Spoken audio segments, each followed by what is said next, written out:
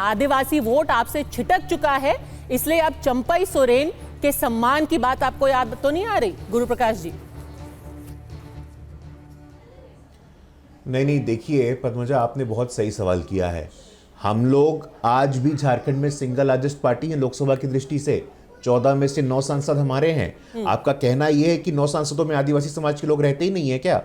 झारखंड में कुल 81 में से 54 विधानसभा में हमें लीड मिली है। हमको लोगों ने जनादेश दिया है, हमको आशीर्वाद दिया है। और आदिवासी समाज की बात हो पद्मजा, झारखंड की बात हो, झारखंड का निर्माण किसने करवाया था? अटल बिहारी वाजपेयी जी ने करवाया था। बिरसा मुंडा जी के जन्म जयंती को जनजाति गौरव दिवस किसने घोषित किया था? भारतीय जनता पार्टी ने किया था। पर जो झारखंड के गुरुजी हैं, उनके ही तो सुपुत्र को आपने जेल में पहुंचा दिया। भारतीय जनता पार्टी ने किया था। फिर आपने उनके परिवार को तोड़ दिया, सीता सोरेन जी को अपनी पार्टी में ले आए। देखिए, लोग नाराज होंगे पद्मजा। नहीं, देखो पद्मजा, गुरुजी का बहुत सम्मान है।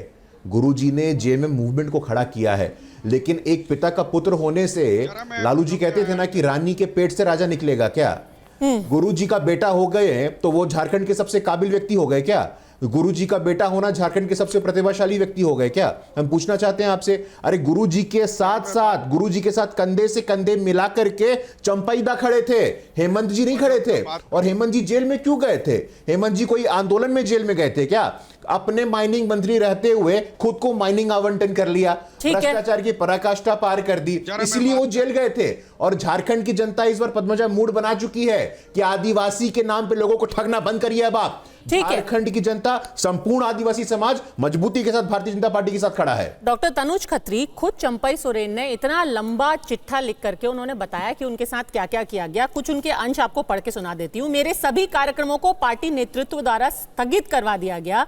सीएम के तौर पर किसी कार्यक्रम में नहीं जा सकते, ऐसा उन्हें बताया गया। जब वो मुख्यमंत्री थे, उन्हें अचानक कहा गया कि भाई हम विधायक दल की बैठक बुला रहे हैं, अब आप किसी भी कार्यक्रम में हिस्सा नहीं ले सकते। विधायक दल की बैठक का एजेंडा तक नहीं बताया गया। बैठक के दौरान ही मुझसे इस्तीफा मांग लिया गया। मुझे ऐसा लगा मानो उस पार्टी में मेरा कोई वजूद नहीं है, कोई अस्तित्व नहीं है। अब इसका सारा ठीकरा भारतीय जनता पार्टी के सर पे क्यों फोड़ रहे हैं? वो तो खुद कह रहे हैं कि मेरे को इतना अपमानित किया गया कि अब मेरे पास कोई विकल्प ही नहीं बचा।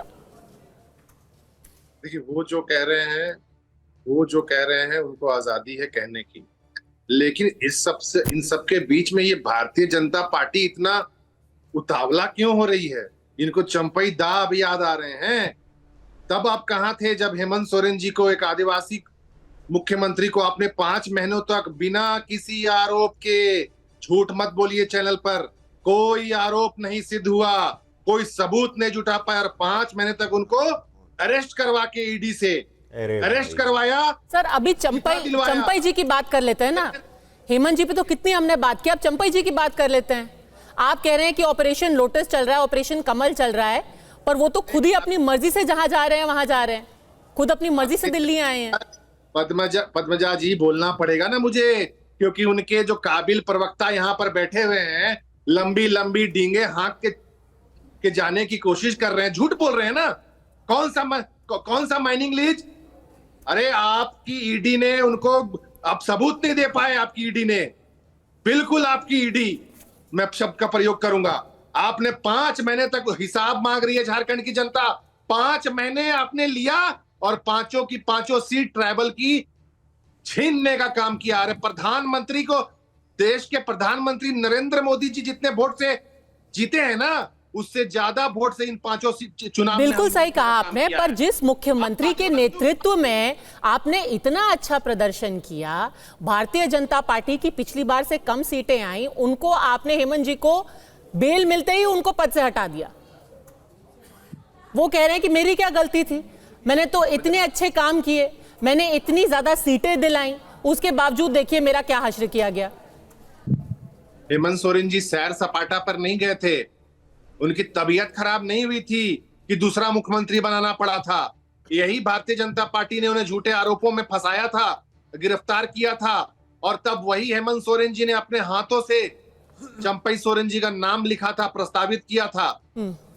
और मैं आपको बता देना चाहता हूं, 2019 का जनादेश था, वो हेमंत सोरेन जी के नाम से का जनादेश था। और जो आने वाला जनादेश होगा 2024 का, कल अगर चुनाव हो जाए ना, तो भारतीय जनता पार्टी परसों उनका सुपड़ा साफ हो जाएगा। कोई नेता नहीं है। नहीं, कौन वो तो नेता ठीक है, पूरी तरह वो बात आप बिल्कुल सही कह रहे हैं, पर आप जो उन्होंने पत्र लिखा है उसके जो हम वो अंश पढ़ करके सुना रहे हैं उनका जवाब दीजिए ना। वो तो साफ तौर पे कह रहे हैं मुझे बिना एजेंडा बुलाए बैठक बुला ली, मुझे एजेंडा नहीं बताया, मुझसे कहा चलिए भाई इस्तीफा दे दीजिए।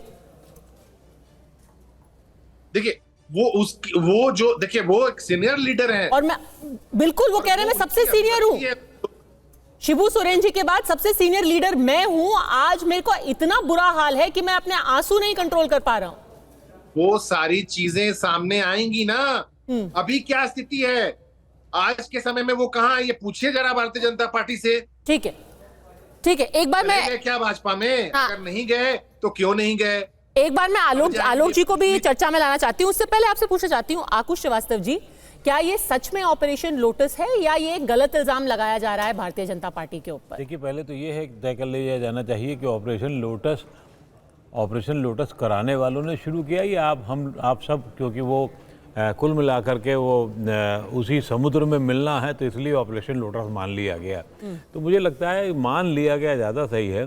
क्योंकि चंपई सोरेन अब इस समय एक किनारे कर दिए गए हैं, एक बड़े पद पर रह चुके हैं, बड़े पद पर रहने के बाद एक अलग हिसाब किताब देख चुके हैं और अब फिर पुनः पुराने पद पे जाना शायद उनको ठीक लगता भी नहीं रहा होगा। और इसलिए बीच में जिस एक अजीबोगरीब स्थितियां हैं, चंपई सोरेन बहुत पाक साफ हो अभी भी नहीं कहने जा रहा हूं मैं। चंपई सोरेन कोई बच्चे नहीं है कि उनके उस पर एकदम से मीटिंग बुला ली गई और वो चले गए और फिर उनको लगा कुछ कह दिया गया प्रोग्राम नहीं है आप नहीं जाएंगे।